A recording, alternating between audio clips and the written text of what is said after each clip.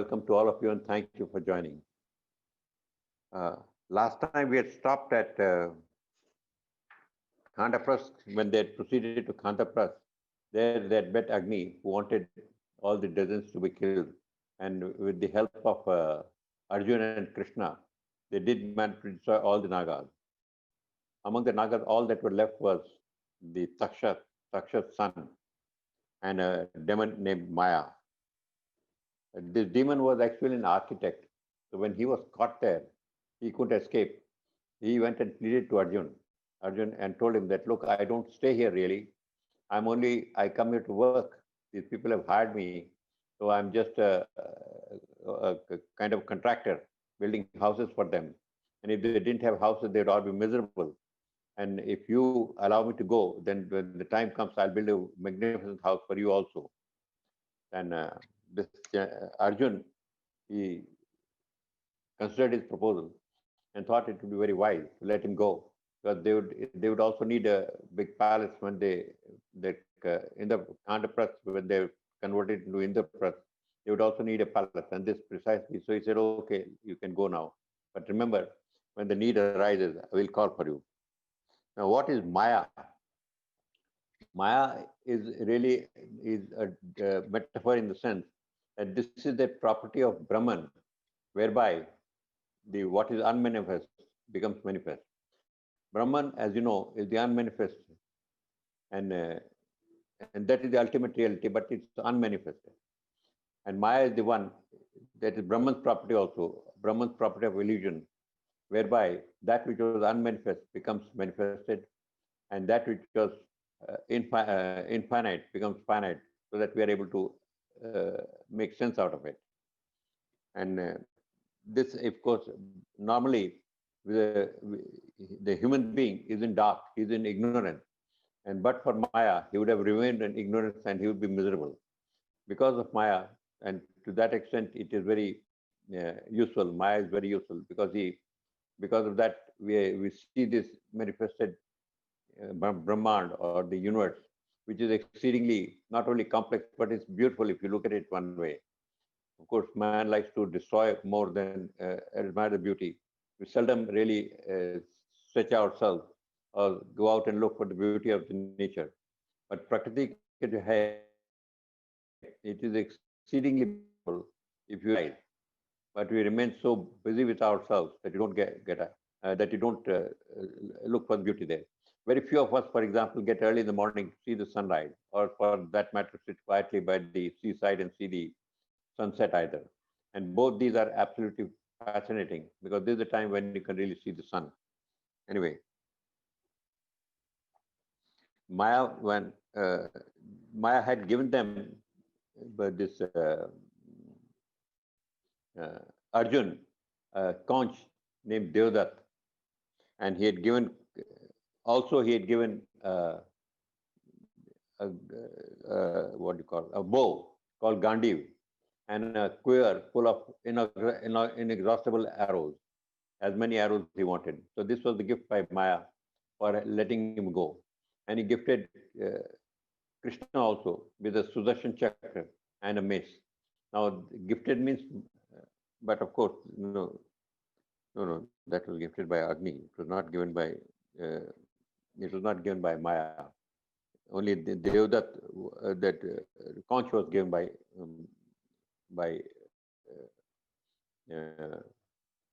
Maya, right? Now, when they were living in the press, they had converted it into a good place where they could stay there. They had decided, although Draupadi was their common wife, they decided that whenever one of the brothers was with Draupadi, their privacy would be maintained. And in case somebody barged in when Draupadi was with somebody else, then that brother would have to go on exile for 1 year. Now, it happened once that one of the Brahmins, his cow was stolen by some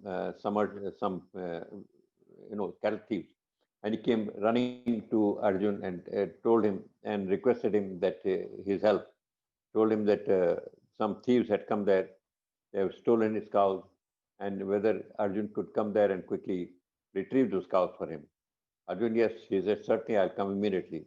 And as they were running away with the cows, Arjun barged into the room where Yudhishthir was there with Draupadi, because he barged into the room when they were in privacy. So immediately he decided to, he was asked to go on exile. Now, why do we need privacy? Privacy, as far as nature is concerned, everything is out in the open. Sex, we think, is something to be hidden. And that's why man is the only, or human beings are the only creatures for whom sex is a very private affair. Otherwise, in nature, there's nothing privacy. Everything is quite in the open. Everybody, there's nothing to hide there. It's quite a natural process. Now, but we need privacy. Why do we need privacy? Because we are basically, we wear a mask. We are not our real selves. Up to the age of about 4, every child which is there is innocent. It has no difference between, you know, there's no falsehood in him. But as far but at the age of 4, a child develops an ego. That ego really, he comes to know that, okay, this is how he is being perceived by others. Then he tries to act according to the perception of the others who observe him. And that perception, when he is a falsehood, he wants to act in order to please the others. He does not want to act as per his own nature. Now, that is a falsehood. That is a mask that we put on over ourselves throughout our life. And it is this mask, in fact, this ego, which will cover up all our, not only thoughts and everything, but even deprive us of our vision of the truth. Now, this privacy is required because in the darkness, we can be ourselves. With nobody watching us, we don't have to put on an act. And when we don't put on an act, we can be, we are easily able to connect ourselves to the God, to the Lord, because that is the time when we are in truth. We are not acting, we are our own self. And when we are our own self, it is easy, very readily we can connect to God. That's why if you go to any Hindu temple, the sanctum sanctorum which is there is also is in absolute darkness. It is in darkness because the devotee who goes there and stand in front of the Lord, he does not, there's no spotlight upon him. He can shed out all his inhibitions and come out openly and expose himself to the Lord, telling whatever is there in the deepest portion of his heart. That's why we need privacy. And that's why when before the Lord, when you're standing in the darkness, there also we close our eyes. Close our eyes, of course, there's a little bit of falsehood, but still, we the whole the entire motive is that you want to become yourself. You don't want to be something of falsehood. And when you are with yourself, you connect to your Lord. The same thing happens in when we are with our beloved, or when you are with your wife or your spouse or something.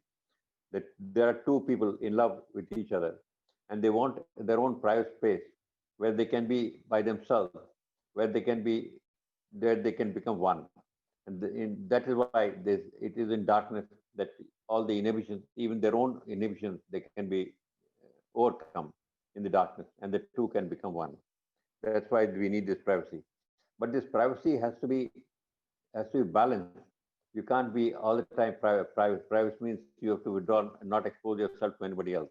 There's a certain part of us. The interior can be in privacy, but our exterior must be open to public.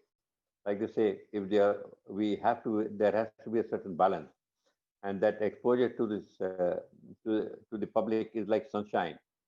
So when we've been through privacy, when we become one, then we come out in love, radiant, spreading our own sunshine. And this is what we should aim for. This can happen when we are really true to ourselves, and that's why this privacy is required. Now, when Arjun was asked to go on exile, he decided that he'd go to the forest next to Dwarka, because he hoped that even though he's in exile, his friend Krishna, when he comes to know that he's in exile here, he will come over to the forest sometime. Remember, Arjun is in exile. So he cannot go to Dwarka, but Krishna can certainly come over to the forest, and that is what he was hoping. And sure enough, when Krishna learned that Arjun is is in exile uh, and he's in this forest close by. So Krishna would visit him quite often. Once it happened that they were strolling by the riverside, and suddenly Krishna looked at him and said, "Hey, look at that bird on the tree. I think it's a pigeon." Then Arjun said, "Yes, if you say it's a pigeon, it is a pigeon." Then Krishna said, "No, no, I think it looks more like a parrot." He said, "Okay." He said, "Yes, I agree. It's a parrot." Third time he said, "No, I don't think it's a parrot. I think it's a fowl." He said, "Yes, whatever you say, it's a fowl." Then Krishna asked him, "Don't you have a mind of your own? Can you not tell me exactly what it is? Why do you keep on repeating what I say?" Arjun said that, "Look, my mind, whatever I see, is a product of my mind. But whatever you see or say is the truth. In any case, you can make whatever you say the truth also. So if I say something, it may well be wrong. But if you say something, it will never be wrong." Now, this is a question of reality. What is reality? This this question has been vexing. It's nothing new. It's a very age-old question which has been going on with the sages and the scientists have all been exploring for the last ever since man is there. Reality kya hai? What we see is it true? Is it real? Why do we feel is it real or not real? Actually, science has now found out that whatever we sense through our senses is not perfect. Take with the eye, for example. Only the central portion of the eye, we see what we see from the eye, is in sharp and is sharp and very clear. The area surrounding the central portion is very dull and it is not clear. It is hazy. Secondly, at the end, at each corner of the eye, there's a black spot where on the retina, where the nerve, optic nerve joins the retina. But in spite of that, the brain somehow combines these two images from both the eyes, sharpens those uh, which are hazy, makes the two-dimensional picture into a three-dimensional picture and enlarges. All it does is on its own, almost instantaneous without anybody realizing it. So that is why the picture that we see is not as per the senses, but what the mind has able to make out of this thing. There are in our mind there are thousands, literally thousands and thousands and thousands of impressions, millions of impressions, and the mind when it sees something and with that I mean with those impressions it is able to conjure up a picture which makes sense to us. So the scientists normally, or at least till now, although this is still changing, it is still not confirmed, but they generally look at it in two ways. One is what they call a mind, or rather a model confirming reality, a reality in which it concerns to model, which is there in our mind.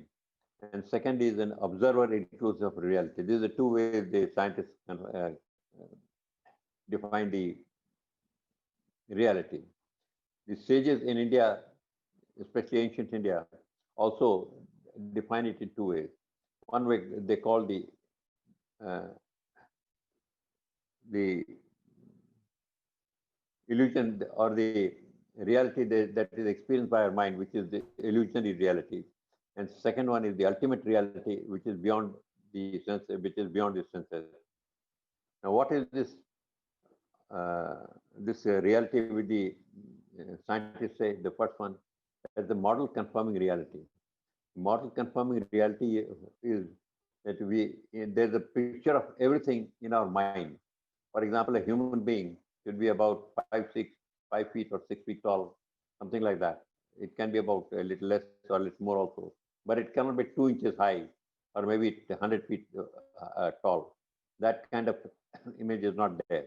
So when you see somebody 5 feet or 6 feet, we can really accept that this is a human being. It's like this.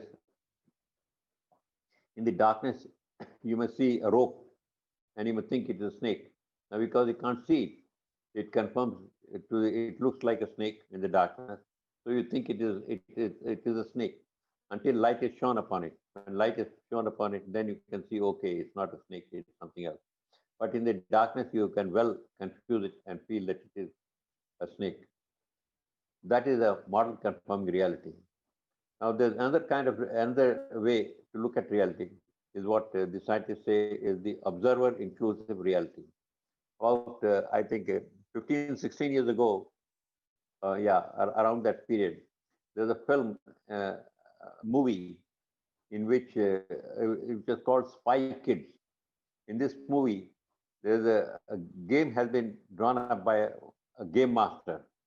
This game was such that the children had to get inside the game, had to get inside the game in order to play it. So whenever the children went inside the game, then they would be cut off from all their external things. All the external means from whatever their normal life is there. And once they get inside the brain, inside the game, then they lose the memory of all their uh, memory of all the play of everything from where they have come from. Their parents, they lose their memory of the parents, the places, the brother, sister, all the happenings that were there, everything which they were there in the as long as they were outside the game, all that is lost. And once they get inside the game, they cannot communicate with their parents who are outside. It's a kind of an invisible wall or an invisible cocoon in which they are housed now for that game. And once the children get inside into the game, then they acquire a new history, a new name, a new laws, a new set of laws, a new set of rules, regulations. And in that game, they play, competing with each other. And they keep, but once they get inside the game, it appears to them that this is the only reality. There's nothing beyond that. Now, their parents who are watching them, they can see that, this the children are really cocooned inside in another kind of world, and that is not the only reality. The reality is us, because they've gone from us and they can see the children, but the children cannot see them.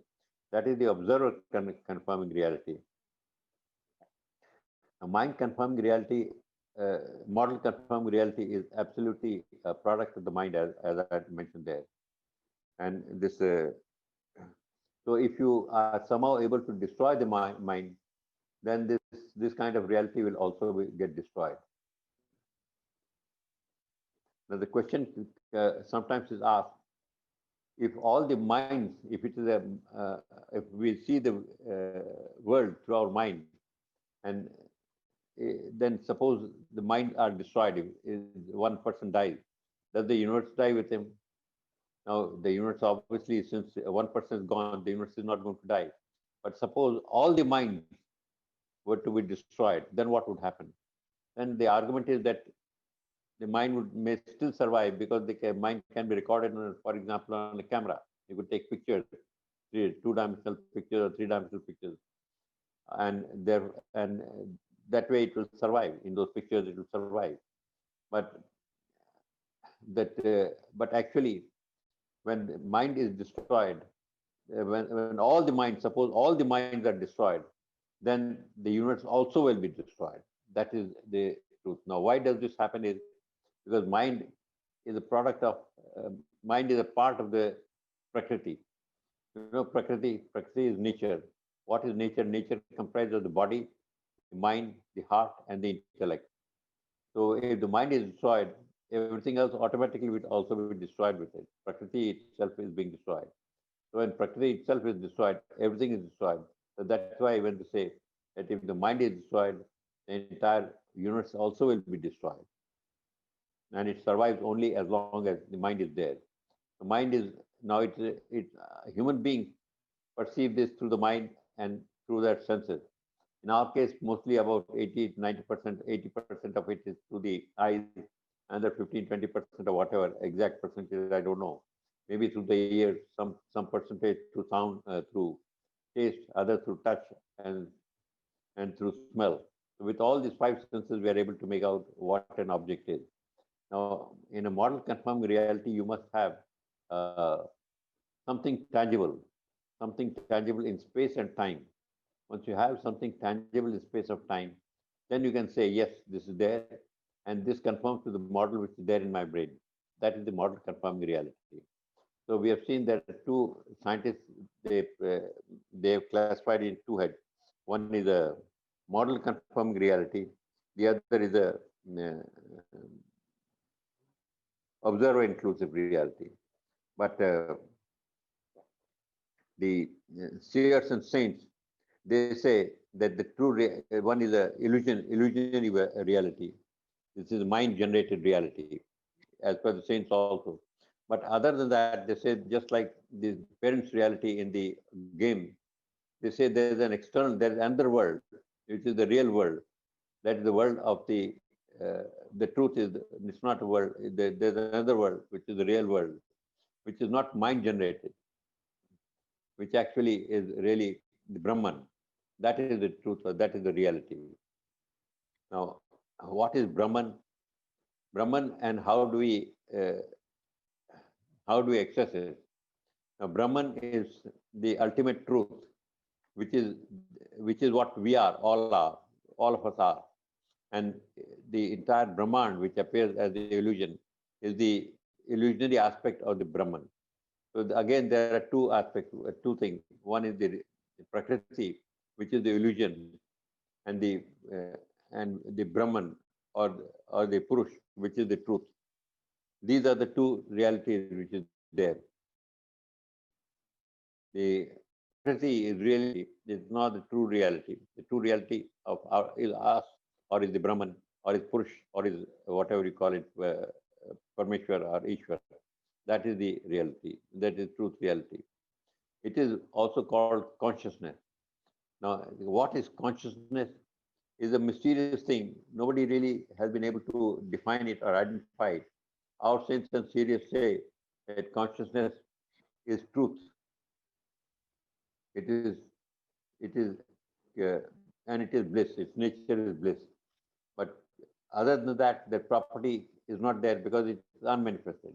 So it is not this, not this, not this, not this for whatever you can think of. And when it is manifested, it is this also, this also, this also, this also for whatever you can think of. So that is the Brahmand is also infinity. So it is this, whatever you think of will be there somewhere or the other. But the truth really is that it is not this, not this, not this also, not this also, not this also, for not only for a few things, but for everything, whatever you can do, simply because it is unmanifested. As per the Buddhists, it is not, they don't call it unmanifested. They say it is all shunya, it's just zero. It doesn't exist. It's the same thing as unmanifested. Unmanifested matlab also it is not there. And Buddhists also say it is shunya, which is also not there. In fact, it's the same thing, except that in the case of the Vedic philosophers, when they say Brahman, they really mean infinity, that infinity which is unmanifested. That is the slight technical thing. Then now, once toward the end of his exile, he was supposed to spend 1 year in exile. When he was nearing his exile, when his nearing period of the end of his exile, where Krishna came over to him and said that your exile will be over, 1 year will be over tomorrow. So I suggest before you go back to Indraprasth, you can spend a few days with me here in Dwarka. And especially since exhibition or a Mela fair is going to be held here for a couple of days. And we can go to the fair, have a good time, watch the jugglers, watch the artists, watch the acrobats, etc., giving all kinds of performance. And we can buy also all kinds of things. So he said, yes, that's a good idea. Now, Arjun then, after next day, when his exile was over, instead of returning back to Indraprasth, he went with Krishna to live in Dwarka. When he was there, next day, they went, while, he, while he was in Dwarka, early morning they went for a walk along with Krishna. There suddenly, Arjun saw a couple of damsels picking flowers. One of them was very pretty, and this fellow's heart melted. Arjun's heart melted, and he was stricken with love. That was the time when Cupid or Kam, he fired his arrow of love, and both and, Arjun and that pretty face, they both of them fell in love for each other at that time. But of course, they didn't talk to each other, nothing. But they remained in turmoil. And Arjun especially remained in turmoil. He didn't know what to do, but who she was, how to find out. Then next couple of days later, when the fair was held, Krishna and Arjun, they both went to the fair. There again, they saw the same pretty face. Arjun now was really in great turmoil, and as usual, when he was in difficulty, he turned to Krishna and said, he told him the feelings of his own feelings toward that pretty face. Oh, Krishna looked. Krishna, of course, who knew everything, what was going on in in his and everybody else's mind, just looked appropriately shocked and said, "What? A warrior like you can just lift her. You can just carry her. She is my sister Subhadra." And with that, of course, Arjun was very happy when he has his friends advised that you can just carry her, because eloping or another kidnapping was one of the approved means of finding a bride. Now, when Krishna told uh, his sister Subhadra that Arjun, this is what Arjun was mentioning, she felt very thrilled. He said, in fact, she confided to Krishna and said, "Yes, I also am greatly in love with him, and I wanted to elope with him.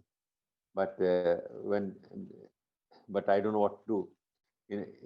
Meanwhile, Arjun, when Krishna had told him that you can simply carry Subhadra, his sister, away. He said, "I have a problem. I'm in exile and I don't have my chariot." He said, "There's no problem. If you don't have a chariot, you can always borrow mine." Then, after he met Subhadra, they hashed out a plan. Krishna hashed out a plan. He said, "You take my chariot." He told Subhadra, "You take my chariot, and with my chariot, you ride up to the gate of the city Dwarka. And there, a little distance from the gate outside the city, you'll meet Arjun, and there from there you can elope with him." So Arjun was also told the same thing. He was given a plan. Arjun was very happy because he'll now get a chariot also, and he'll be able to get another bride for himself. The next day, reins in hand, Subhadra was seen, and in broad daylight, Subhadra went riding Krishna's chariot, went toward the Dwarka, gates of Dwarka, and left Dwarka and got out of the city gate. A little distance from the city gate, she was joined by Arjun, who then took over the reins, and then Arjun drove Subhadra to Indraprasth. Of course, kidnapping a bride was one thing; taking her home was another thing, especially a home where you already had a bride. Now, it was not that the brothers had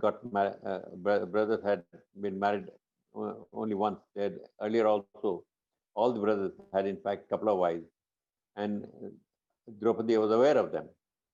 But in none of the cases, the other wives were that all the other wives, whether it was Yudhishthir's wife or it was Bhim's wife or the other two brothers, all the new wives they had gone married the second and third time, or even the fourth time. All these brothers, their wives were left with their parents, and in Indraprasth, Draupadi was the only queen, you might say, who did not, their home belonged to Draupadi, and where no other wife of the other brothers lived. She was the sole mistress of that place. So when Subhadra was brought there, Arjun knew, of course, that Draupadi would be very upset, and he didn't know what to do. But he tried to explain to her what happened is that Draupadi would not listen to him. He'd just shut up. He just quietly refused to even acknowledge him, talk to him, or and Arjun, who was really quite attached to Draupadi, then felt very bad. He didn't know what to do. So again, he once again confided with Krishna and told Krishna that, "Look, I'm in this situation. Draupadi is just not respond to me at all. Yes, she shut up, and she is much. She is very angry with me. Krishna only smiled. He said, "Oh, you just forget about Draupadi and Subhadra. Subhadra, let Subhadra handle it. You don't poke your nose in between. Let them handle it." And Subhadra is quite capable of taking care of Draupadi. Subhadra went a little later, went to Draupadi and said that circumstances being as they are, all that I request is a little place at your feet, and so that in order I can serve you. And she was very genuine about it. Now, genuineness, it will show because genuineness is a thing that emanates from your heart. Somebody, Ajay had asked, what is the difference between from the mind and the heart? That's the difference. If you feel something very intensely, then it is that feeling emerges from your heart. But if you don't feel anything, if there's no emotion involved, then it is from your head. In this case, her feeling were not only thought, her feeling was emanated from the heart, and that when it is emanates from your heart, it is very genuine, and immediately the other person can understand that. So she was a picture of humility. That humility is a very powerful emotion, and it can quickly win over anybody. So that I mean, when she said she uttered those words that I may be allowed to live at your feet so that I can serve you, she was taken over by her humility, won over by her humility, and said, "No, no, no, you are Krishna's sister. Krishna's sister can live by my side." She will live by my side. So they became great friends also. That is what, yeah. Now, Dwaka is a little metaphor. Okay, sorry, some of the metaphors I have not explained, but anyway, Dwarka is an important metaphor. Dwarka means a city of 1,000 gates. It's a many gates. It simply means that to reach God, where Krishna lived, there are numerous gates are there. There are numerous paths to attain Him, to divinity. Three of the most commonly referred to paths are the path of devotion, the path of action, and the path of knowledge. These three, but there are several other paths also, each of them valid, perhaps each of them a little more difficult to practice, and they require a lot more intense sadhana. But these three paths are, in comparison, simpler. The simplest of them being the path of devotion. Before that, of course, Subhadra. When we say Subhadra, what does Subhadra mean? Subhadra also is a metaphor. Subhadra means good culture. Su means good, and Bhadra means culture. Good culture. What is good culture? Good culture is that which which uplifts this society, which uplifts the human being. That is good culture. Now, in any society, or rather, not in any society, if you look at the animals, a lot of these animals, they live in a, especially the carnivores, tigers, leopards, cheetahs, they all live alone. They live day to day. They have to kill, of course, in order to eat. And they live their life once a year. They have to procreate also. All that is done. But essentially, they live their own life. They are not concerned with the society, their own society. However, there are other kinds of animals, such as the lions or the chimpanzees or the wolves, and among fishes, etc., dolphins especially, who have some kind of a society. And especially monkeys have a very strong society where the hierarchy is very well defined. Even in case of wolves, the hierarchy is very, very clearly defined. And each has a allotted task in it. And they live according to this thing in nature. And this is a very basic kind of society, the animal kind of society. There are certain human beings who live in the forest, who live this kind of life, the basic life. Now, this is the most basic kind of lifestyle. Then another upliftment of this lifestyle or rather this kind of community, happens when culture enters their life. What is culture? Culture is all arts, dances, singing, merrymaking, painting, decorations, tinsels, use tinsels and use colors, all these things together. When there's some music and dancing, this is culture actually, poetry, literature. So human society falls in this category because we are little different from animals. Animals they don't have this kind of, and they don't celebrate, they don't this, and none of the things you have mentioned what from the culture is there an animal society. The animal society is the basic society, and it exists among humans too, as I had said. In the forest itself, there are certain tribes that live like the animals. They are in complete harmony with nature, but it's a very basic kind of society. The human society is a little more advanced, where you have got this culture, arts, painting, then you've got singing, dancing, decoration, creation of so many things. Beyond that, you've also got a still higher level of society, a society in which the lifestyle is through moral values of truth, satya, righteousness, dharma, peace, shanti, love, prem, and ahimsa. These five values are the ones which are used to distinguish a very advanced society from a human society. The society at Hastinapur originally and now at Indraprasth was of this category. They are very advanced society, where in in all these advanced societies, the thought is about the other. How you treat the other people? You may, for example, treat the subordinates. How do you behave with the subordinates?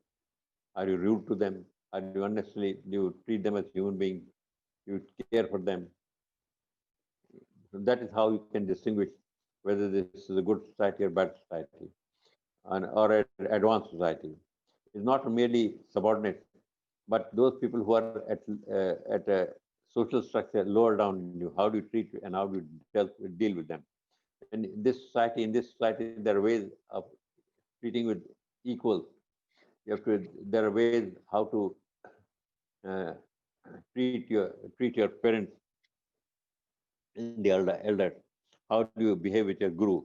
How do you behave with your visitors, guests, etc. who come there? Sorry, excuse me, please.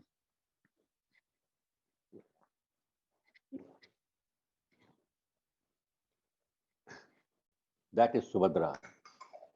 So Subhadra is in the. So thus we have got three kinds of society. At the other end, we also got societies where even celebration is frowned upon, deprived of food for the soul. So societies are marked by violence therein, when dogma and arbitrary rules imposed by arbiters of social laws are there, where individual liberties are curtailed. These are debased society. You've got this society, unfortunately, it's quite widespread. I'm not taking any particular name, but we should be all able to understand. You've got these kind of debased societies also. So there are basically the four kinds of societies. Two of them really are human societies. One of them is advanced. Then you've got a basic society, and we have got debate society.